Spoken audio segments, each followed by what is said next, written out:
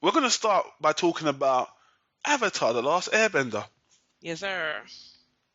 Let's start from the very beginning. Let's go back to Avatar. Now, sorry to put you out there, and you want to say, but you just finished watching The Last Airbender and Korra recently, right? Yeah, I did. All right. I must be like the last person in the world, but yeah, I did. So how did you first hear about Avatar? Did you hear about it back in the day, 2005, when it was first released on Nickelodeon, or, did you just see it and think, I think it was one of those things where, just surfing channels on the TV and I kind of saw it on Nickelodeon and I was like, no.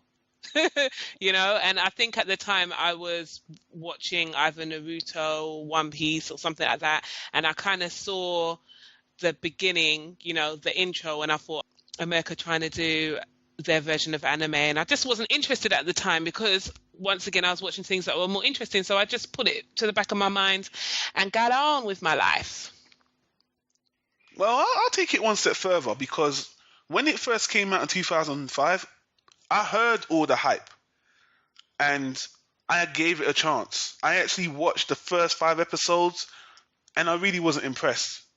I looked at it, I thought, this is just so light-hearted, and it's on Nickelodeon. It's not going to amount to anything. It's not going to be any real action. It's made for kids, and yeah, again, they're copying anime style. Wow. So yeah, not interested. So I dropped it. It's kind of hard to take things that are on Nickelodeon seriously. Yeah, and this was in 2005. Exactly. On top of that, like you said, at that time. I was just the internet and anime was at a boom. They were releasing some quality titles. Like you, I was watching One Piece, which is still today my number one. And I just thought, whatever. So I dropped it. And to be honest with you, throughout the years, I actually didn't hear a lot of murmur about, a lot of hype about The Last Airbender until the movie came out. You see, when the live action movie came out, and I said, oh my God, yeah, that's how good it was. It was so good that they made a movie of it, and you have to watch it. When the movie flopped, it was another reason for me to be like, yeah, there you go, innit? The cartoon was whatever, and now the movie shit, so whatever. But I tell you what turned the tide, it was Korra. Boy, this year, all you heard was Korra. Mm-hmm. Korra's the best. Korra's legend. Korra this, Korra that, Korra this, Korra that. And usually I don't even let the voices of the people sway me. But when you have a podcast and when you come up with ideas, I thought it'd be interesting. And actually, GA told me, because he watched Avatar, you know what I mean? And he told me that it was good, The Last Airbender. And he said, you know what? It's actually good, so watch it. So when you combine that with the praise and all that, I thought, you know what? Let me go back and give it a shot, because I really want to see if this Korra is as miraculous as people came out to be. You know what? I'm not even leave anyone in suspense because there's no point. Korra disappointed me, and I'll get to that later. But ultimately, disappointed. Last Airbender, on the other hand, let's get into that. So recently, I decided to go back and watch The Last Airbender, and this is where we're going to start our review, people, officially. I fucked up. There's no other way to put it, man. I totally fucked up because The Last Airbender, to say it exceeded my expectations is a complete understatement. It gradually broke every limit that I thought. It just kept on, it just got better. It just kept on getting better and better and better and better. And I said this about my number one anime, One Piece, that, that's the one quality it has that a lot of titles don't have. And the Last Airbender had that. That's generally, I was totally shocked by it, totally blown away by it. And, as soon as I finished watching it, I had to tell you to go on, you need to watch that. Yeah. Man. I'm not going to say that I fucked up. I'm going to say that it was the right time for me to watch it, to be frank. That's what I'm going to say. The thing that I like about me, my life sometimes is that, I get into this bubble and I hear the noise outside, but I'm like, no, it's not going to penetrate what's happening here, what anime I'm watching now. No, no, no. So this is one of Yeah. them situations where I just was slightly oblivious to the real hype about it. And now when I've watched it, I definitely feel like for me, I watched it at the right time. Definitely. It was like the biggest Kinder surprise ever. I mean, what a gem. Indeed. What a gem. And to be honest with you, man, I am perplexed that it's this good because it's on Nickelodeon. In terms of storyline, it started to blur the line between children's programming and adult Mm, entertainment. Adult storytelling. Sorry, indeed. not adult entertainment. That sounds like pornography. But let's get into this categorically. All right, Yeah, come on. let's Break it down. Break it down. let's start off with the animation, which is going to spur off a whole other conversation that we'll leave to later. Mhm. When I first saw the animation back in the day, I actually was impressed. I actually remember thinking this is good, but I was a bit biased. I just thought copycats.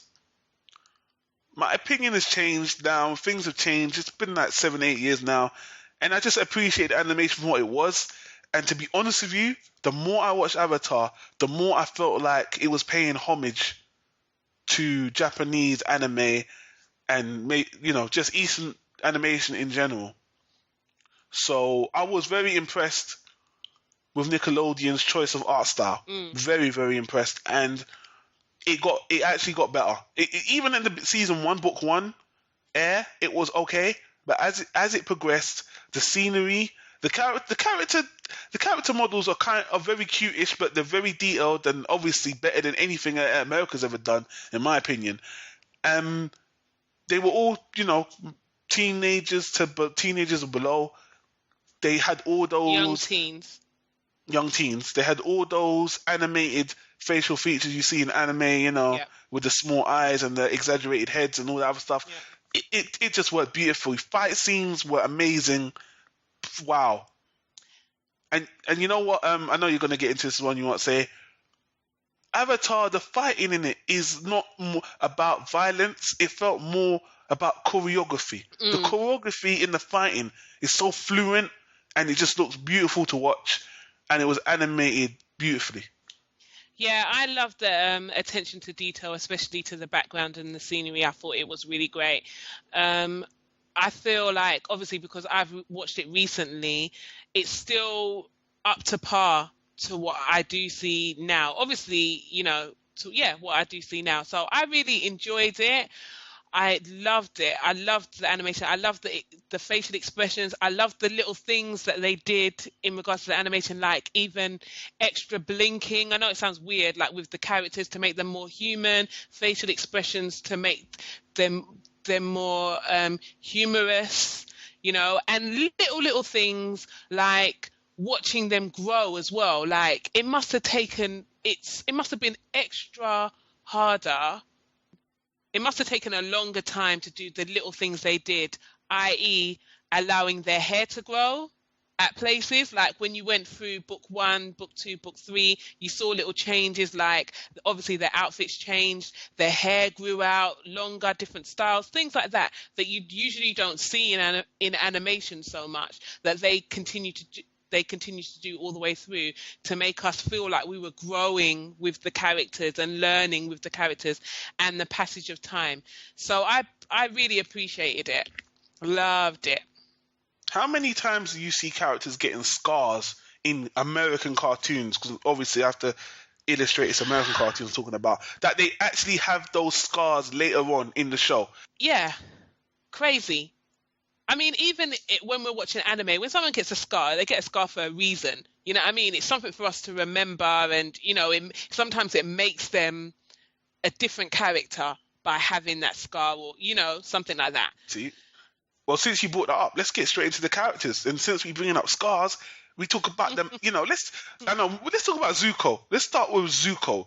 Now, when I first started watching Airbender, and actually, I've got one of my friends to watch Airbender now because Like me, he was an anime guy, and he didn't, very biased towards American cartoons. And Zuko. When you start watching it, when I started watching it, I really thought Zuko was gonna be some typical lame ass villain because gotta catch the Avatar, gotta capture him, gotta chase him. Arrgh! It's kind of like Teenage Mutant Hero Turtles and the Shredder. Damn, those blasted turtles got away again. Yeah. Ah! Yeah. All you see is him trying to catch the Avatar, him failing, and him having a hissy fit. And then you're like, is this really the bad guys?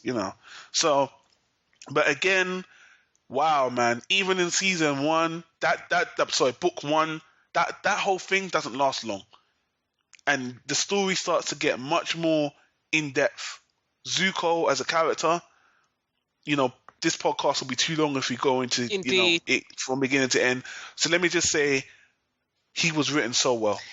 He was written extremely well, and I just felt that the layer upon layer upon layer of his character was just so well explained. We got to learn a lot about him, and you got to understand his actions, even the way he treated the people that he worked with, and obviously to kind of offset him, having his uncle there as well, who was a more peaceful. I know I'm going into another character, but you have to, I think, with Zuko, because he kind of balances him off as well. But bringing that kind of peaceful, jovial side to Zuko's situation just enhanced his character for me. I thought he was a great character. I loved the fact that we got to see his anger, the self-pity he had, the relationship, family relationships and things like that. It was just so well explained. I think that he was a really good character, definitely. And another thing about Zuko is, as I was watching him, sometimes you think ahead when you're watching shows that, oh, you know what? I know because it's a Nickelodeon, one day he's gonna turn into the good guy. It's just gonna happen, and that's gonna piss me off when it does happen. The way they wrote it, and again, I have to keep going to the rise, Well, you know what? We haven't even mentioned these guys' names. What's the guys that wrote and created Avatar? Hold on. Let me have a go. Let me have a go at these guys' names. We know that there's a lot of them. I think there's like 10 people, but there's two main guys that obviously we have to bring attention to. And here I go, people. I'm gonna fuck it up. Here I go. Michael Dante Martino and Bio. Getting the first name right, flipping out. It's the surname you're supposed to have problems with, mate. All right, Brian with a Y. Konetsuko. You made that sound Japanese. But anyway, whatever. What do I know? There's a Z there. If I don't pronounce a Z, then it comes out as. What do I know? Konsko. Or you know what? From this point on, we refer to him as Michael and Brian. Michael and Brian. I should ask you how you would say this. You don't need to because you've already done it. So let's just move on from there. Thank you. All right. So anyway, they're the creators and they wrote it. They're the creators. They wrote it, and we're going to talk about them soon enough as well. When you watch cartoons, you kind of have an outline how it's going to go. How they got to the end of the story in Avatar was just so believable and written so well. It's just not for it's hard to think this is for kids. It's just written in a normal way, and Nickelodeon don't do things like that. Yeah. I'm shocked Nickelodeon gave them free reign. Yeah. To write things like that. And ironically, things might not have turned out that way the second time. Okay, let's just go on with the characters. We've done Zuko. Move on to the next one, because we're going to start going on to Zuko. Okay, let's go to the main man. We did the main antagonist. Let's go to let's go to Aang. Aang, obviously, the main character, the main guy of the show, Avatar Aang. He's a kid. He's a 12-year-old kid. You guys should know the basic plot line. He was an airbender back in, I don't remember the year the anime is actually started and whatever, but basically he went to sea, he was running away from home, he got lost at sea, then he throws himself in defense of drowning, I would say, and he woke up 100 years later, and that's where the story starts. His job as an avatar is to master the four elements so he can save the world. And in the terms of the storyline, him saving the world, him defeating the Fire Nation because the Fire Nation have gone crazy. They're trying to conquer all the other nations, which is Earth, air, which they've destroyed already, and water. I believe that's it. Yeah. So Aang, he comes off for me when it starts off, he's a likable character even from the beginning. He's a bit goofy. He seems like a kid, but the thing I like about Aang is he has a serenity about him and a calmness, and eventually you get to see a wiseness with his character that really makes him worthy of the name protagonist. And usually when you see anime, this is the thing about Japanese anime, and you see characters like Aang, they're very cocky. Young kids, I want to be a hero, I'll save the day, and they usually get knocked down a couple of pegs. But Aang is like the opposite of that. He's calm, he's shy, he's humble, very, very likable. I loved Aang. And you know what? I think he's my favorite character actually in Avatar anyway, because his character growth is, again, written so well. He goes on a journey as the main protagonist, and to watch him grow as the Avatar is fantastic. Every single element they go into has their own book, is detailed. I really don't think I can praise this enough. Aang was written perfectly. And the thing is, usually I can find something to criticize about the main protagonist, but because he's a kid, all of his shortcomings you can put down to his age and his mentality. It makes sense that he doesn't want to fight. It makes sense that, obviously he was raised as a monk anyway, so he's a pacifist, but he has times where he's an asshole. It's not just, I'm the goody two-shoes Nickelodeon kid. No, they steal. He gets angry. He loses his temper. He's scared of his own power. So much depth. Do I really expect this? Again, I have to keep on asking myself, do I expect this from Nickelodeon? So much character depth and characterization? Aang knocked it out of the park for me. Yeah, I can't really say anything more because you've basically taken some of the words out of my mouth literally in regards to Aang. I think the thing that was great about it is the fact that he was a young boy. He was 12, even though he was frozen for 100 years. And I think from day one, he was just about fun. And even when they went to different continents, different parts of the nation, he always had some friend that he remembered in his youth that he used to do this with and that with. And, so he was a lot of fun, and he wanted to be fun, and he would have rather, being an adventurer, and a nomad, which is literally what he is anyway, an air nomad, than to be like the hero. So I believe that he was more of a reluctant hero, especially at the beginning, and you got to see him as a child and his fears and his anxieties and everything, and you got to see him grow up. And yeah, just like you said, his development was at a great pace. I have to say his development was paced appropriately for the storyline. So, okay. Yeah. All right, let's move on to Katara. Oh boy. Katara, man. Now, before we get into her, I would just like to say this cartoon, or Amerime, it felt like it was really, it's one of the best cartoons I've seen illustrating female characters as being strong. Indeed. Female characters. Yes. And it didn't feel like, anime, when they do it in anime, they over-sexualize characters. Mm-hmm. They, sometimes it doesn't feel natural that they are who they are. But again, I have to give these guys props for the writing.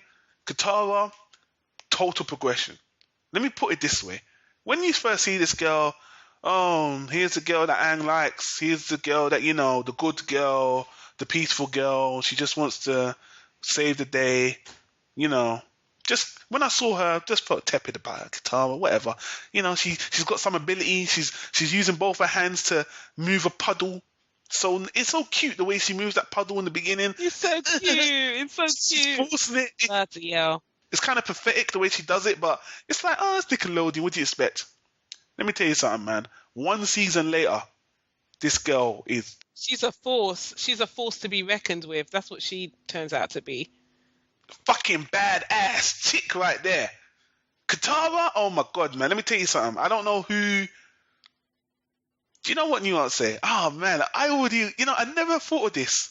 People will be like, why is he fucking with the flow of the podcast? Guitar versus Cora. What's wrong with you, man? Can't you All right. So it just came to my mind, can you leave it alone? I know. So I just couldn't. It just came to my head. But anyway, Katara. Wow, her character isn't written as pace as Aang's. I felt like there was a bit of a jump in her character. It kind of went from 1 to 8, and then it rose to 10 later. I think there was something with her development, because obviously she hadn't been trained as a waterbender, so she only went on what she knew by instinct.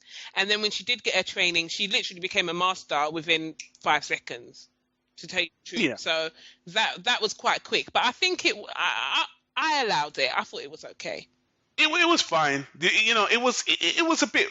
I don't want to use the word rushed, because it didn't feel rushed, but I felt like there was a jump, and yeah, her power increased very fast, but I felt her personality became a lot more intense quickly as well. But anyway, Katara's a great character.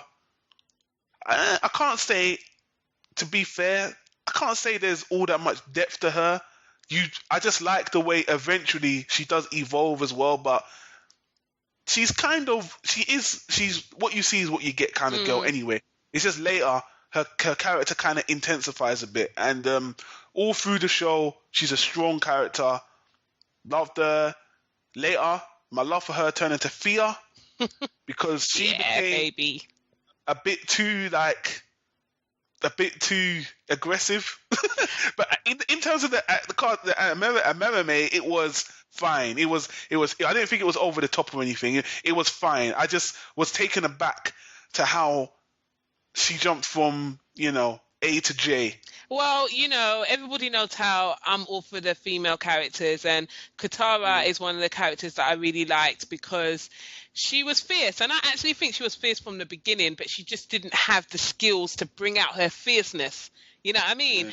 But I just thought she was a great character. The thing I liked about her is sometimes she was kind of like, oh, Aang, why don't you just calm down a little bit and let's just think about this. And other times she was like, if you're going to challenge me, let's go out now and I'm going to kick your ass. And I kind of like that.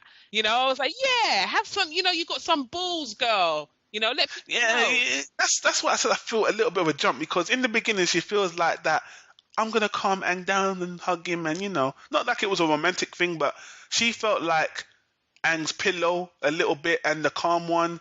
Later, she ain't the calm one. I don't know. When she was in fight mode, she wasn't the calm one. But I think when they were just the day-to-day living, she was a little bit more of. She wanted to be more of the voice of reason, and she had a special connection with Aang, and she confided. They seemed to have a confidant kind of relationship, and she knew how to calm him down or to get to him. And because he is a very spiritual person, she kind of interacted with that. So I think there's just two levels, but that's what I liked. She was a great female character. When she needed to be fierce and firm and badass, she was. And when she needed to be softer, she was, as us females can and are and can be. So I just felt that she was well written, well explained, but I do, like I said, feel that there wasn't that much development in regards to her character. I think that her skills just brought more of herself out, but I think she was like that from the beginning. You can see how she was like with her brother. So I really don't have a big problem with Katara. I really don't. It's like I said, the intenseness just took me back a bit. But you know what? Great character. Because you're not used to it. That's why. I didn't with her. It didn't. You're not used to boobs slapping you in the face when they're jumping off buildings with some stupid dumb weapon in their hand. That's why. I guess that's a fair comment.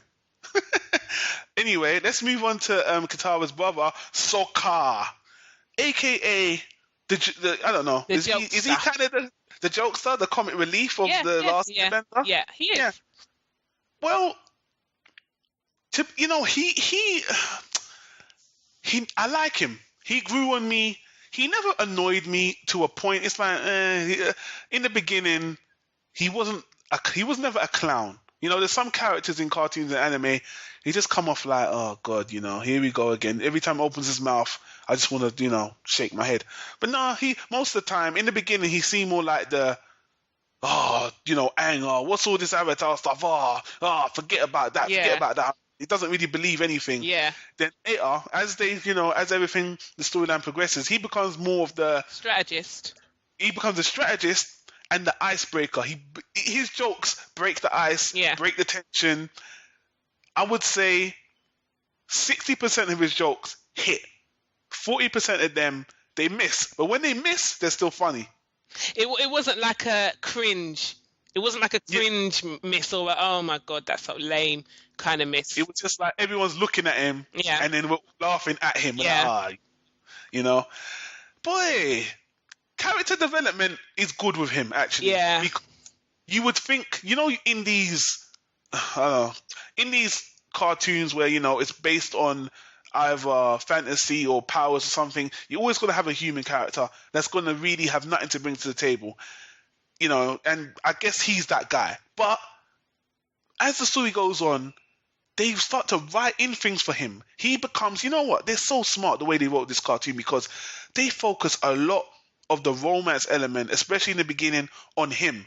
So it feels like when you see all the characters in Avatar, they give you something different. Katara is the female strong lead. Aang's the lead. He is the guy that is trying to understand the situation, strategizing, and he's having relationships, man. I mean, man, he got the ladies. he got hot chicks in the show. There was even a scene where me and you were like, But rose in his mouth. I was like, when you see a guy waiting at night with a rose in his mouth, lying on the bed, you know, there's only one thing that's going down, and it ain't no air massage or nothing like that. You know what I mean? Not no spiritual healing. Well, not no spiritual healing. he was getting some other kind of healing. What kind of healing? I don't need to name because this is Nickelodeon right now. Yo. Hey man, I really liked him. He grew on me. He grows on you. The only thing with him, sometimes, I don't know. Sometimes I felt like he got serious. He kind of switched from joke to serious in an instant. But to be honest with you, it was believable. But one or two times I was like, okay. I think he needed to because, to tell you the truth, he was the main strategist. He came up with a lot of the strategies of how things should be done, or you know, things like that. And that whole thing about them going into the Fire Nation's prison and stuff. Yeah. Them getting out of that was all his idea. You know, so he had to switch at times, and I just thought he was needed, necessary, fun. And I like the fact that he got the girls as well, that they had the element, especially, you know, the Moon Girl. I like that whole element of that because it felt like a summer holiday, you know? Like when you're on holiday, you meet a girl, you know, you have this really intense kiss, blah, blah, blah. Do you know anything about that, Don? No? Yeah. Yeah. And then, you know, it fizzles out quickly, but in this case she turns into the moon. That doesn't normally happen. So I liked his character. I enjoyed watching him. He was fun, and I like the fact that he was the non-spiritual one of the group. Yes. And yes. You know, so most of the time he was like, I don't believe in that. Okay, whatever, but not for me. No, don't believe. Sometimes he'd be like, where's the logic in this? I can't, you know. And I liked that idea. All right. We're only going to talk about two more characters because there are like a couple of sub-characters. Really? Okay, go on. Yeah, because we're getting, you know, we got a lot to talk about, so, you know, we're going to have to leave some things out. Oh, yeah, two more characters, yeah. We've got two more characters, and they're both female. Yeah. And ironically, they both come in later. Yeah. Because I think they both come in after season 1. Let's talk about crazy strong female characters. Let's talk about Azula, Prince Zuko's sister, crazy sister, and boy, the second antagonist in the story. Wow, I mean, that's a great villain right there. From the get-go, you know where she stands. I mean, some villains in cartoons and anime, they could be lukewarm or down the middle. Bitch is crazy. Crazy. Bitch is crazy. Crazy to her brother. Crazy to her everyone, her friends. Crazy to Aang. Crazy to everyone. What can I say? She's a beauty. She's crazy. Her fighting ability is off the chain. Her character, to me, there's no need for character development, to be honest, because she is, I don't want to say this in a bad way, she's kind of a one-trick pony, but some people are just... She doesn't need any more tricks than she has. She is what she is. Simple as that, yeah? And I loved it, man. She was someone you should fear. She didn't feel like one of those female characters, they're just making her because they need more females. Well-balanced. I mean, there's not really much I can say about her. The only thing I didn't like about her, which I don't know if you'd agree with me, at the very end of the series, she started to unravel. I think, to be honest with you, in the last 2 episodes, I think they could have written that a bit slower, but it happens to be honest with you, this is a nitpick, because it makes sense, but I just thought it happened in the blink of an eye. But you know what? She actually was kind of like not well in the head anyway. Yeah, I think so. Yeah, she probably just snapped. Yeah, it did. I don't think it would take much for her to snap. I have to talk about one of my favorite scenes is when Azula is fighting Zuko for the 105th time when they're at the upside down air castle, and Zuko's fighting her, and they're fighting, and then they're fighting, I think, on the blimps. Yeah. And she gets thrown off the blimp, and Appa comes to save Zuko, and he sees Azula falling, and he's like, she's not going to make it. She's not going to make it. She's not going to make it. And she just hangs onto the wall. And then he says, of course she would make it. And it was just so funny, just the way that she was just hanging on the wall with like her nails and just looking like with vengeance, seething vengeance at Zuko and Aang and the whole team, the whole Avatar team. And Zuko had that one moment of, oh, she's still my sister, I don't want her to die. But then when she hung onto the wall, he kind of knew that there's no way that she was going to get killed like that. Yeah, I couldn't kill her even if I wanted. Yeah, he's like, yeah, exactly. Of course she'd make it. So another thing I loved about Azula, a lot of enemies, that you just said that she had a look on her face. Let me tell you the look she never had on her face. Zuko in the first season always said that, I'll get you next time, Avatar. She always had a smirk on her face. Oh, yeah, man. Like, yeah, I got you. I got this, Oh, it's not even all according to plan. Whatever happens, she's always smirking. Like, later. Yeah, oh, yeah, don't worry. It's like a meal waiting for it, She's just going to wait. I'll get you next time. You'll simmer a little bit more. Don't worry. It's going to taste so good when I get you next time. And she's actually, when you think about it, I don't want to bring a Batman analogy into this, but she's like the Bane, because, Bane broke Batman's back and she actually zapped Aang's back. Kapow! Yeah, okay. I was going to say it's a bit of a spoiler, but if you ain't seen Avatar by now, that doesn't really matter anyway. The world to have not seen it, so I believe that's true. Yeah. Oh, man, Azula. There's one more thing I want to bring up, but it's actually my favorite scene with her. But for me to bring it up, we have to go into our last character. We're going to talk about the other characters on speed, that quickly, but the last character I want to talk about, I think that's your favorite character, isn't it? You know what I'm saying? Anybody that knows me will know that it's my favorite character. All right, well, I'm going to let you go over it. Who are we talking about? Who's the last character we're talking about? Tough Beifong, man. Tough, just that name. She's actually got the name Tough. Man. She's one of the characters. When she came in the show, I'm going to let you run. I'm just saying. You can go ahead. I don't mind. When she started, I wasn't sure she was going to stay. And I loved her so much. As soon as I saw her, mean green fighting machine, she's a little, we'll say chibi or Lolita kind of girl. But she's not done in a sexual way or anything, but she's a small girl, kind of cute. But basically, she's a little hard ass. She's a hard ass girl, and she comes in the mid-second season, I believe. She does eventually stay, which is good. Even if you haven't watched it, people, you'll be glad to know she becomes part of the crew to the end. And she is like, without the pun, she is the Rock to me in the whole in the Avatar crew, she is the Rock. Yeah. She is also the most versatile in regards to her bending. She does some things to me that really made me go crazy.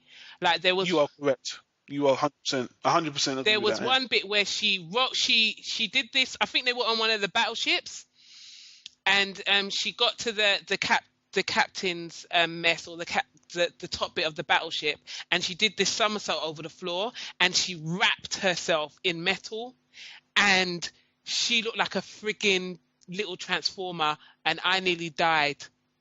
I was like, this girl is so heavy, so versatile. Oh my God, my favorite character of all. You know what? You actually bringing that to my attention. You are 100% right. She is the only person, and with his airbending, he does so much crazy Yeah. shit, and it looks so cool. She is on the same level as Oh Aang yeah. in terms of, in actually her, Aang and Azula. These three use their powers like they're true masters. Maximum. Serious. Maximum. And to be honest with you, I said like I have a favorite scene with her. It kind of focuses on she's blind, and I tell you, man, they write so many jokes around her being Oh blind, my God, so funny. but it's done in such a. It doesn't feel like they're offending anyone. It's just done really lighthearted. And to be honest with you, she's the one that initiates Yeah. most of the blind jokes. But there's one time, one of my favorite scenes. It's a very very little scene. Is when I'm not going to tell you what episode it was. That's a bit of a spoiler. But basically, there's an episode where Team Avatar go to attack Azula. All that three of them go to attack her, and because of some circumstance, Azula can't really fight back. And basically, they're telling her, "Give up. You can't do nothing. We can take you." And Azula just turns to her, and Azula's like, "I'm so scared. Oh, and in case you can't see, I'm rolling my eyes." I'm like, that is just horrible. It is so funny, man. I was just laughing so many times. She's walking around. There's one time where she tries to put up a poster for a lost animal or something. She puts it the wrong way, and someone, "Oh, I'm blind. You've forgotten." It sounds kind of Or corny, stuff but like there was one bit where Sokka did a painting and everybody, a little drawing of Appa, and everybody was like, "Oh, that's terrible," and then she was like, "Looks great to me." Like that, she would say silly little things, silly little things like that. So I have to say, sorry, I've got to say one more of my favorite scenes is when she gets captured and she's in the box. She's in this metal box, and they're like, "Oh, well, you can't get out of the metal box, obviously, because you're an earthbender." And she gets out of the box, and she obviously defeats the people that have captured her. But then, for her to get away, she jumps on the ground and uses the ground like roller skates, and just it's amazing. She just rolls, makes the ground into hills, and she's just like skating across the ground, getting back to where she's getting. It's like no one can touch her, man. And also, another reason why I liked her is because she's fearless, because she can see through. The only way she really does see is through her feet. But there's loads of times when she's there on Appa, she can't see. Do you know what I mean? But she still does it. There's loads of times when she's in places like, I think when they were in the town or something, and she couldn't see because I think there was a lot of metal on the ground. It was something. So she puts herself in, situations where she should be at a disability, but she still is like fearless. She still goes for it. She's just absolutely my favorite character. Well, I have to accredit these guys' attention to detail, because there's a lot of cartoons that would just want you to forget about her weaknesses or not illustrate them. But here they remind you where she's useful, where she's not. You know what I mean? And they don't have to, especially with her, it would be easy not to mention it at all. Yeah. Because sometimes she tells you, "I can't do anything here." But it's not like she's going to help in the episode. She just tells you that, "Look, I can't," like I think there's an episode where they buy her shoes and she's like, "Look, I can't wear these shoes because I can't see." Yeah. And I don't feel comfortable. So she takes them off, and then she's walking around in dirt. But you know what? Love her. You finish with her because we have to move on. Yeah, I could go on, but I'll finish now. There's a couple of supporting characters I just want to mention in passing. Azula has three friends. No, two friends. Sorry, not three. Two side characters, friends. I guess these are the only two characters that you don't have enough time in the show for everyone. These characters, you see enough of them. You know what? I'm doing this wrong, but let me just say this because there's no point in me highlighting all this. A lot of the supporting characters in Avatar are actually really good, and we don't have enough time to go into all of them. Azula has two other people. Zuko's uncle is a really good character. He plays a part of like a father figure slash advisor for most of the show. Actually, through all of the show, not for all of the show. And he's a very heartwarming character, but Indeed.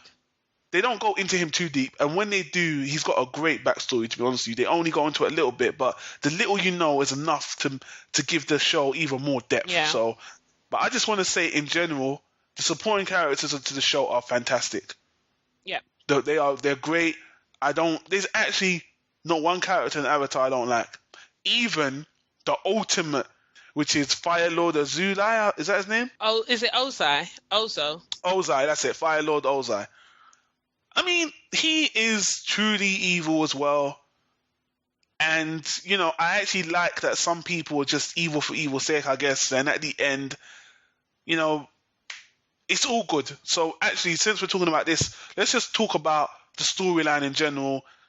And I just want to start by saying 3 books. Each book is 20 episodes.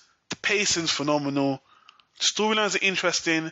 They hit on so many different aspects of Asian mythos, dealing with chi, martial arts styles, Tai Chi, yoga, meditation, romance. They hit on so many things. They do it so well. These guys have written the story so bloody well. It's hard to believe, actually, this isn't an anime, because this is what I usually expect. This is just what I take for granted with Japanese anime, but this even surpasses so many anime that I see. That's what just totally blows me away. And, so let's talk about the end, man. I just want to say, with a story like this, you kind of know how it's going to end. It's Nickelodeon, you have to have a happy ending, this, that, and the other. Fine. The last 3 episodes are magnificent. I've seen a lot of people, animation is wicked. I mean, I think they even bumped the animation up even more. The last fight between Aang and Fire Lord Ozai is wonderful. And we have to, sorry to cut you, but we have to talk about the sound in regards to the fights, especially the last fight. And the fact that there was a sense of silence, wasn't there? There wasn't so much music. There wasn't so much like when they were fighting. I have never ever seen that in an anime. This, when you have a climactic battle, there's certain things you expect. You expect loud sounds, visuals, clashes, bangs, pops, music, roaring. This just went in a totally unconventional and in a lot of ways spiritual way. I don't know, maybe people don't agree with us, but watching the fight, it felt like I was watching some kind of opera, to be honest. I felt like I was actually watching some kind of play. It was very artistic, most definitely. And I'm one of those people, as you know, that when I'm watching fight scenes, I get really like, yeah. But for some reason, when I was watching this, I was really at peace. It was weird for me. Like, I was like, wow, and oh, you know what I mean? And like you said, it was very artistic. It was mesmerizing and somewhat visceral, and I loved it, man. It ended on a note that just really had me really feeling serene, like really calm and somber, and just was really, you knew it was going to end a certain way, but they just did it in a way that felt so true to the anime or the anime or the cartoon itself. That was just that, wow. And so true to Aang's character, to the characterization of the characters. I can say characterization of the characters, but yeah, so true to them. The way it ended, the fact that Aang is like a peace bringer, and that kind of thing. It just ended in a perfect way for him as the protagonist. You know what I'm saying? Yeah. If you had to rate, how would you rate this show on your own personal rating for The Last Airbender? My own personal rating is Hall of Fame. Yeah. I cannot fault this at all. It's absolutely one of my favorite things I've watched. And I've got to say this year, because I watched it this year, absolutely Yeah. brilliant. Loved it. I thought it was respectful. I, I thought it was funny. It had everything that I love, and the female characters were exactly what I like to see. Like, I haven't seen female characters like that before, to tell you the truth. I'm trying to think of an anime where I've watched a female character where all the way through I've not been disappointed. And this is like one of the top ones that I've watched, and I'm just like, amazing female characters, amazing characters, development, Hall of Fame, Hall of Fame, Hall of Fame. I cannot give it any lower than that. This is something I'm going to buy, I'm going to keep, I'm going to watch. Love it. Amazing. Yeah, this show, obviously, like I said, I wasn't expecting it to be this good. Would have never dreamed it was this good. Blew me away. And the only thing I hated about this show, and actually there's one thing I hate about this show, is that I had to watch it fast.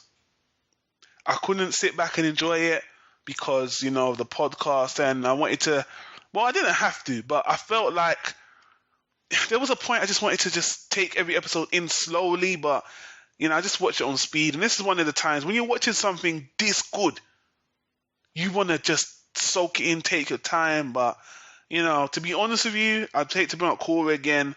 I was anticipating Korra, like, oh my god, I want to see how good this is, because, this is Avatar and Korra's new, so, I was really eager to see what Korra had to bring to the table as well. But for me, this is a first-class show. The reason why it's not in my Hall of Fame is it's just a personal thing. It's nothing against the show, because, to be honest with you, I can't find any flaw in the show at all. The pacing was perfect. The animation was perfect. The characters were perfect. The storyline was perfect. I really don't have a problem with it. It's like a 10 out of 10. But like I always say to people, Hall of Fame is a personal rating. It's going in your glass mental drawer where it's going to have the light shone on it with a banner, Yeah. and the pristine wrapping where no one will ever touch it. It's not there for me. But for me, it's a first class title. That I'm not trying to even take away from that. It's a first class, top notch, kills so many anime I've seen. Just totally annihilates it. You know what I mean? And we're gonna move on to our next section, which is related to this. But you know what? Actually, before we get into that, because that's a conversation, we have to talk about this movie, which is not going to be a long conversation, believe me. But yeah, I just want to finish and say it's a first class show. To the people who watch anime out there, there's a lot of people that watch anime and that are biased towards cartoons. You really should watch this, because this is a step in the right direction. We'll get into that more, but I just want to say, if you watch anime, you see it on Nickelodeon, you think, you know what, that's a rip on anime, and I don't want to watch it because it's not anime, it ain't going to be a good story. You're wrong. You're totally wrong. This is one of those times where everything got done right. It doesn't happen all the time, but trust me, so watch it. And you've heard all the hype about it from other people, but now you're hearing it from an avid anime watcher, or two avid anime watchers, that Indeed. this should be watched. Yeah, You need to see it. Yeah, it's not no Monster of the Week, typical Nickelodeon bubblegum series. Most definitely not. This is a jewel, a serious jewel, and it does need to. I believe that if you watch anime, you should definitely watch this. I'll be surprised if you do not love it. Seriously, very, very good. It is amazing. I mean, Nickelodeon, Brian and Michael. Brian and Michael, wow. 2 thumbs up. 2 thumbs up. 2 thumbs up. Now, you want to say, we're not going to go on long about this. Obviously, yeah, if I was watching this at the time, and if I was a movie director and I watched this show, I would definitely think to myself, I need to make a movie of this. I definitely can't fault anyone for thinking this shouldn't be a movie. And, that leads us on to the review of, the very short review of The Last Airbender by M. Night Shyamalan Ding Dong, or, just M. Night Shyamalan. I'm just taking the piss out of the guy. Everybody messes with that guy's name. If you say so. This movie, The Last Airbender, first off, right off the bat, I was going to address this later, but unfortunately, James Cameron came out with that really, really, really lame movie, Avatar, the same year this movie was out. So these guys lost. I don't know if they lost they decided not to use the name Avatar and just call it The Last Airbender. And to be, my thoughts on that is they shouldn't have bothered. They shouldn't have done that because I understand marketing wise they want to separate themselves from Avatar, but one, their show was established for years. They had the right to fight James Cameron on that. And talking about James Cameron movie Avatar, oh god, that movie's just. Shall we? Let's not. Why not? Let's not. It's so vanilla. I'm just saying that movie could have been named anything. If anything, James Cameron should have changed it. It could have been called Blue Men from Mars, whatever the fuck he wants to call it. Too much John Carter in your head, isn't it? Yeah, it's a shame that they gave up the name because they deserve it. They worked for that name. It was established, and they gave up. I know what you're saying, but regardless of how we feel about Avatar, it broke a hell of a lot of records. It was wow. Some people found it ingenious, and all that kind of stuff. So I think they had no choice but to change the name. They had no choice. But I think they changed the name before the movie came out. Oh, they did? Yeah, I don't think it was after the movie came out they changed it to just The Last Airbender. It was like they obviously they both knew it was coming out and they decided to step down out of the race and okay, we'll change our name because we're gonna come out. I think they were gonna come out 6 months after Avatar, so they it makes sense. People were peeing their pants about Avatar. You know what I mean? Right before it came out, James Cameron, everybody was going absolutely bonkers about it. I can understand why it happened. I can understand what you're saying, but considering what the film is anyway, if you put Avatar against The Last Airbender, the action movie, what can you say? Which one's better? Come on. Well, since you brought it up, I'm gonna speed this. You can just pick apart any part of what I'm saying you want and just jump in anytime you want. This is why, in my opinion, The Last Airbender movie is a piece of shit. The editing is terrible. The characters the actors they chose are not. They don't really pay homage to the characters in the book. They're not from their native country. They're not even Asian. They're mostly white people. To be honest with you, that isn't a deal breaker, but it's so obvious. It's ridiculous. They show Philo Ozai. He's round faced. I don't know the actor's name. He's round faced. He looks like a good guy. The acting is bad. The special effects are terrible. You know what? A lot of the firebending in the movie, what they have to do, they have to walk up to torches and move off them. And it's not even like them creating the fireballs themselves. And, actually, the Spill review for this is really great because they were saying a lot of the fight scenes, it looks more like geisha dancing than actual fight scenes. And it does. It looks so slow and the choreography is so poor. The fighting looks like slow dancing. It looks so shit. It's not fluid. They take so many close-up shots when people are talking. It's like a comedy.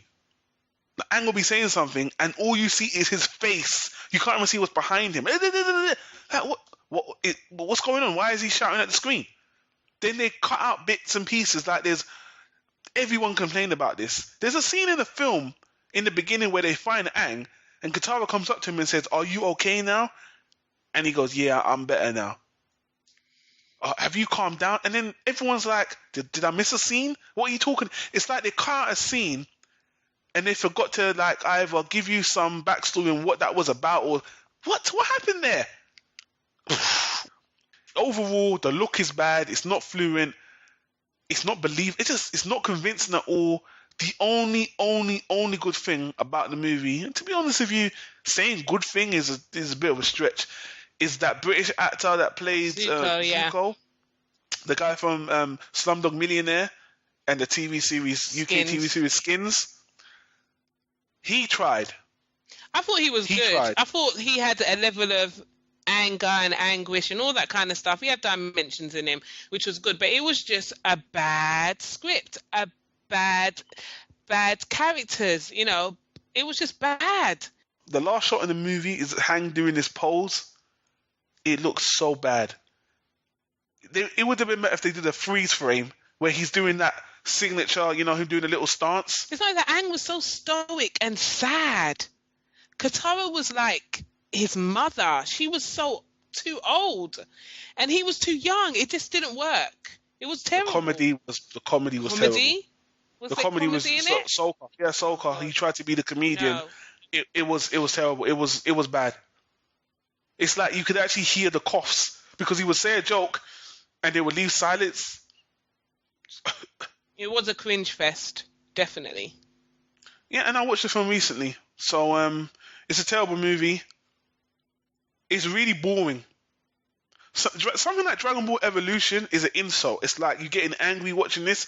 Watching Avatar, it's like, it's lame. Really. It's not even like a terrible, it's just so bad. Bad in a lame way. Like, you're not convincing me. I'm watching this thinking, I don't believe this. This feels like TV acting, like a TV movie. You know, this is the same guy that did The Sixth Sense, really? The worst thing is that if you watch the movie before you watch the cartoon or the anime, you'll never watch it.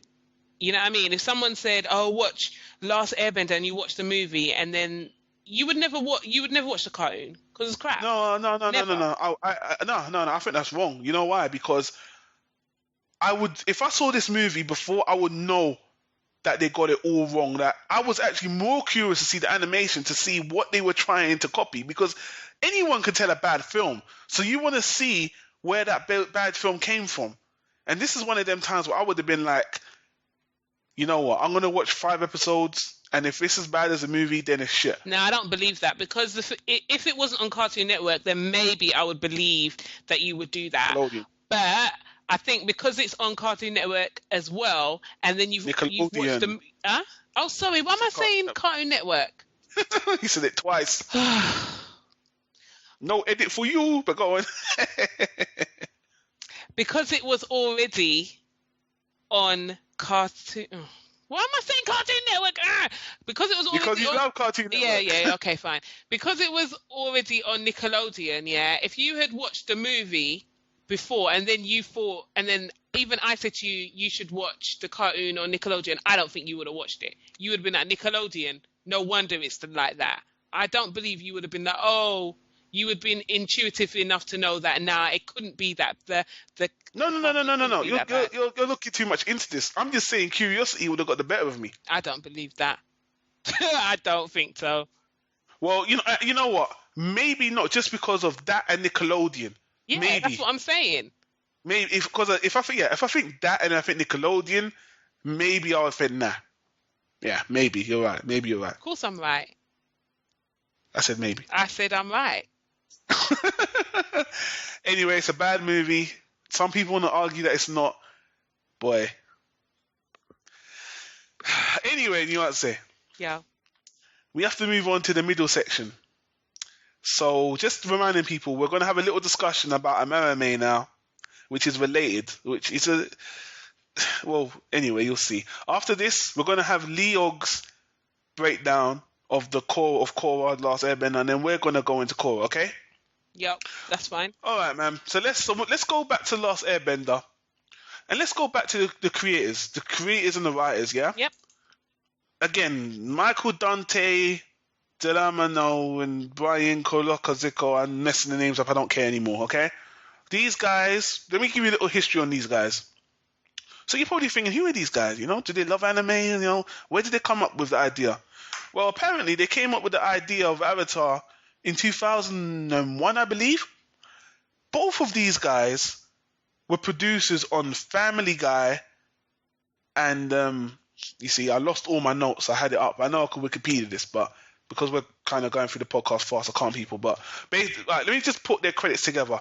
They did Family Guy, King of the Hill, a lot of American comedy cartoons. That's basically all they did. And I think they've been in the animation game for a very long time. Now, they said they wanted, the idea for it came when they was watching a lot of anime. They wanted to make something about an old man on a mountain, And then when they decide to change to a kid, then, the idea started formulating. So these two guys, they created Avatar: Last Airbender. They pitched it to Nickelodeon. Nickelodeon said they wanted to try something different. And they got through. And it was a very big success, a big hit. And the thing you always hear about Avatar right now is the best American cartoon, ever made. And same thing with Korra, by the way. It's the best thing Nickelodeon's ever done, this, that, and the other. And the thing with me is, I've said this, well, I don't know if I've said this to enough people. When people put in names and barriers on animations, it's at this point, it's becoming irrelevant as far as I'm concerned. Like, to clarify, where Avatar was made doesn't matter. Do you know what I mean, Nuance? Yeah, I get what you're saying. People think, let me just clear something up. People, you need to understand about outsourcing and animation. People love the animation for Avatar. Avatar's the best animation I've ever seen. Oh my god, oh my gosh. Do you guys actually know that Avatar was animated, the actual animation work was done in South Korea by 3 animation studios, and one of them is partly owned by Madhouse, which mostly does anime. And here's the name of the 3 companies in case you guys want to know: JM Animation, DR Movie, and Moy Animation. Now, I think it's Moy Animation. They're actually part owned by Madhouse, and a lot of their artists were the ones that did most of the work on Avatar: Last Airbender and The Legend of Korra. So here's an analogy. You know what I'm saying? If you tell me to make a pizza, yeah. You give me all the ingredients. You tell me what you want on the pizza, and I make the pizza for you. Yeah. Yeah. Who deserves the credit for the pizza? The person who came with the idea, or the person who actually cooked it? Person who cooked it. You're just telling me what to put on it. I think it's 50-50, to tell you the truth. Yes, and that's what I was going to say ultimately, because it's fine to give these people props, but you guys really need to know that a lot of American animation has been outsourced to Asia, Japan, for 50 years. So when people are saying this is the best American cartoon, it's basically anime, because the Asian Japanese were the ones animating it anyway, and it makes perfect sense. I mean, I'm not criticizing Americans by saying that, but it just makes sense. Let's take the iPhone, for example. The iPhone, Apple is based in America, right? And they come up with all the ideas and the schematics. But hey, if you turn over the iPhone, what's it say on the bottom? Made in China.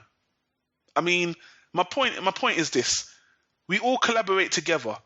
People that don't like anime, who are watching Korra and Last Airbender saying it's the greatest thing ever made, and America is taking the next step in animation, they need to wake up, because so many animes being dubbed for US distribution for people to enjoy it. And the relationship between America and Japan and Asia in general, the lines are so blurred. There's no point in you segregating one animation from another, because I'm very, very happy with what's going on now with America collaborating with Japan. Look at what they're producing. Let's bring up some titles. You know what I'm saying? Okay. Let's start with American cartoons that were inspired by anime. Okay. Here's an obvious one: Teen Titans. Yep. So obvious. Look at the intro. It's half sung in Japanese. Yep. The characters have the mannerisms of the Japanese. It's like an anime. It's fun. It's great. Yeah? Yep. Here's the second one. The Boondocks. Obvious one. I mean, too obvious. Too obvious. The animation style. Boy, let's take it a step further. The Boondocks, part of it is actually animated in Japan. Third example. The Thundercats. The new Thundercats show. Actually, apparently, Thundercats was originally a part Japan, part American co-production. The new series, that's at least everyone's gagging about now, is produced by Studio 4C, a Japanese anime company. Period. Here's another example: Black Dynamite. That I haven't watched yet. Yeah, Black Dynamite. Mac Hybrid Media recently did a review for it on spill.com. You people should check that out. Look at the animation style. I actually haven't looked into who's animating it, but it's obviously anime inspired. All right? And then you've got obvious ones like X-Men. That's another obvious one, though, right? I would say so. I suppose when you watch anime, you can kind of see that it's obvious, but maybe when you don't watch anime that much, it might not be so. Well, here's another one that's apparently very Ben 10 is apparently very inspired by anime as well Mm. in some of its design. But some of them people are like, oh, you guys are grasping at straws. Oh, okay, all right. So let's go with some more collaborations. That's easily everyone know big ones. The Animatrix. Yeah, it's so obvious though. That's done by so many different Japanese artists. Look at beautiful. So many different. It actually shows the different styles because every single one of them are different. Do you want me to rock your world, Nuance? Okay, you can try. Do you want me to tell you one of the most popular cartoons ever made? I bet I can guess. That was a co-production between Japan and America. I bet I can guess, but go on. All right, go on, guess. Is it? Does it begin with a B? No. No. Okay, go No. on then. Tell me. Dungeons and Dragons. No, really. Dungeons and Dragons. Toei Animation. I thought you were talking about Batman. Do you know that? Really? Batman. Dungeons and Dragons. Batman. All right, we'll get to Batman. Yes, Batman as well. By the way, we'll get into that. But Dungeons and Dragons was a co-production between Japan and America. Do people know? No. Do people care? No. Should they care? No, not really. It's just good animation. Let's jump to what you were saying about Batman. There's one Batman movie released in 2006, I believe. Gotham Knight. Yeah. Completely made in Japan. The original Batman animated series, a lot of it was outsourced to Japan. Sorry, I can't get over Dungeons and Dragons. That's kind of a shock to me, Marvel. Recently. Oh, yeah. All of their main properties, they've made animes of them. Iron Man, X-Men, Wolverine, Blade. Am I forgetting anything? Wolverine, Blade. No, I think you've got them all. Lastly, here's one more that I rock you world. Another cartoon that was outsourced to Japan for them to animate. You ready? I'm scared. Yeah, I'm ready. Go on. DuckTales. Woo! No way. That anyway. DuckTales. Not like it makes it. I didn't like DuckTales. It got on my nerves. You didn't like that guy diving in a vault of money and not dying. No. Look, here's my point, and especially with the review you're going to hear about when people, oh my god, that's the best American. Where do you draw the line? If it's being outsourced to Japan for them to animate it, how can you give Americans the credit? Because look, what they're doing is smart. They're outsourcing it to Asia because it's cheaper, number one. Number two, they have more experience drawing those character designs and those backgrounds. But, why should America get all the credit? And why should people be so fixated on where it is? There's some people out there that say they don't watch anime, but they love Korra. Korra is like an anime to me. How many people, even Angel said it, Korra is like anime. Mm-hmm. But it was created by Americans. People need to stop drawing these borders, these segregation borders between animation, who it was done, and just start enjoying shit for what it is. Indeed. This is why I'm so frustrated with Spill Crew when they say I don't watch anime. Especially when they love Hayao Miyazaki. Oh, I love anything from Studio Ghibli. I'm like, okay. So why don't you watch this other thing? I don't have time. But you're watching Korra. You found time for that. And then you know what? That leads me onto another little ramble. And do you know what the little ramble is? I want everyone to understand. Go on. Do you know what Korra is basically anyway? It just reminds people of the power of television. When something's on TV, it gives things a sense of legitimacy. People seem to think, hey, it's on TV, it must be good. And for all those people who think, oh, what's he talking about? How many people watched Cowboy Bebop on Toonami when it first came out? If it wasn't on Toonami, would you go out on DVD and get it yourself? No. But because it was on TV, you thought it was okay. Uber Hikari did this video about Toonami is not relevant because, we can get anime for free. We can all download it for free. And who wants to sit there and waste their time waiting for it to come on TV when you can get it whenever you want? You have a point, Uber Hikari. But you're also missing the point on one thing. People are lazy. and there's a whole new breed of people being born that haven't watched anime before, and they're not gonna go out and watch it themselves. TV is necessary, and things like Toonami is a gateway for people to watch cartoons and anime. Yeah, you need the starting block, you know.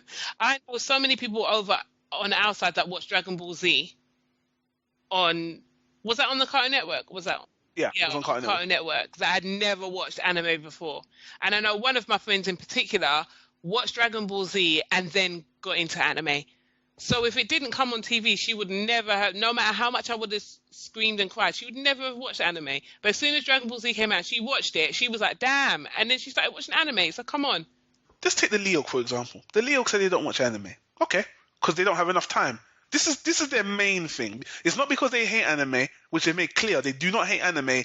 They don't have time to sift through all the titles. Okay. Korra comes on. For all intents and purposes, I would say Korra's an anime. Why are you watching it?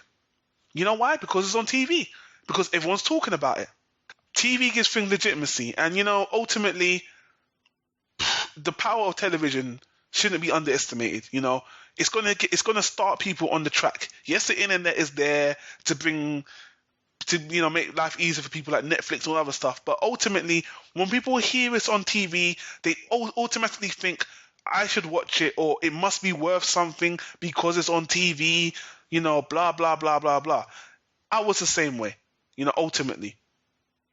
You watch things on TV first. I don't think that's changed. I don't think that's ever going to change. No, but ultimately, what I'm just getting at is, why segregate animation? Korra is great. America working with Japanese is great.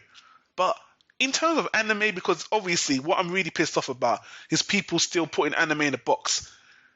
Do you guys forget how many companies have put money into translating anime to English? So us English speaking people could understand it and enjoy the shows. And you still want to be biased and say, oh my God, it's not America, or this is different because it's America. And oh look, America's doing it now, so it's cooler. What? To be honest with you, the only thing it comes down to is in a little bit of racism, honestly, because you're just not liking it because it comes from Japan. To be black and white. There's no other way for me to understand it, because the story's good, the animation's good, and okay, let's go back to the Hayao Miyazaki thing. Oh, Studio Ghibli is just amazing. It's mind-blowing. It's like me saying, someone who doesn't watch movies, watching James Cameron movies, like, oh, I don't watch movies, but, anything James Cameron makes is amazing. I'm like, he's not the only director out there. Watch other things. Watch other stuff. No, I don't have time. Really? But then when other stuff come on that's based by America or your favorite country, then you find the time, you're a hypocrite, ultimately. And especially, I'm calling Spill out, and I'm calling, it's not just them, other people out. But again, with Spill, I'm very surprised, because if I don't really feel like they have the same, they don't judge anime or animation the way they judge movies, because how many foreign movies they talk about? So many foreign movies I've seen from Spill. Amazing movies. You know what I mean? That wow, man, I really want to watch that, whether it's Let the Right One In, I wouldn't even hear about. The same thing applies to animation. But ultimately, this also, I know I'm jumping all over the place now, I'm going to kind of wrap this up now. The word cartoon is another problem. The word cartoon is synonymous with childish. When you think cartoon, you hear cartoon, you think childish. Oh, that's all everyone's ever known. There's so many times people say, even my own parents, oh, I don't watch cartoons. Cartoons are for kids. Da, da, da, da, da, da. And to be honest with you, America, they really haven't gone out of their way to change that personification, because 80% of the cartoons they have are for kids. You can talk about Simpsons, Family Guy, American Dad, South Park. Yeah, they're definitely geared towards adults. But the look of them, they just, the animation style doesn't scream out adult to you. And I'll get into this more on Korra, because there's let's move off this. But anyway, in wrapping up this little rant of mine, people, man, honestly, just take animation for what it is. Enjoy a show. Why does it matter where it comes from? some people, I already said for the record, I didn't enjoy Korra, and we're going to get into why. Now, some people are automatically going to think, oh, that's an anime guy. He's the anime guy. That's why I don't like Korra. No. I have my reasons that I don't like it, objective reasons I'm going to get into. But it's got nothing to do with it was made from America, because The Last Airbender is a masterpiece, So, people, I hope you hear me out, I know I came off a bit, whatever, but I hope I made my point. I hope you made your point, because I've never been so silent before in my life. God damn it. Flipping hell. If you haven't made your point by now, then I don't know what you're going to have to do. I mean, between America that's been outsourcing animation to Japan or Asia for 50 years, and Americans watching TV shows not even knowing that for all intents and purposes, you can technically call them animes because they're being drawn by Japanese anyway. What's the point in drawing these lines, people? What is the point? Okay. Are you running for anime president or something? Are you done? Yes, I am. Vote for me on one. No one, people would have just switched off by now, man. You're gonna bust a vein in your head. Why do you think I did this in the middle, not at the end? I know, you might as well. Bloody hell. I should have just taken a toilet break, had my dinner and everything. Because it is dinner time around here, in London. It's dinner time, man. Could have gone and had my dinner and everything the way you've been going on. Flipping out. We're going to take a break right now. Might as well. What's the point of taking a break? I haven't spoken for the last 40 minutes because you've been going on. Well, have you got something to say? I think they've had enough. Their ears are bleeding. It's all right. I get all these emails about people love hearing Roricon fan ramble and they love hearing him get upset. So why don't they like me? Because I ain't a celebrity, because I haven't... This is whiny. God almighty. Have you heard how you sound? Who wants to hear that all the time? All that da. I'm here to break up that monotonous tone in your voice. Oh, my God. Well, you weren't doing your job very well then. Well, you wouldn't let me. That's the whole point. I tried, but how can I get in there when you want to run? Flipping it. I forgive you anyway. Whatever.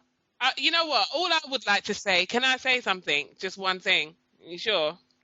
Okay. All I would just like to say is that I think as well, I learned something by watching The Last Airbender, and that is the fact that animation is changing, and it is changing for the better. And to have a series like that came out that wasn't Monster of the Week on TV was more than refreshing. And so I also learned that even though I don't only watch anime, I watch all kinds of animation. I've learned also that nowadays, because there is so much amalgamations, that I don't just have to, when I do see something that is necessarily on Nickelodeon or Cartoon Network or whatever, I'm not just going to dismiss it and say I'm not going to watch it because it's obviously going to be shit. It's not going to be up to par. But some of the stuff that's out there is up to par. And even though, a part of me does think that Last Airbender was a little bit of a fluke. I hope it's not.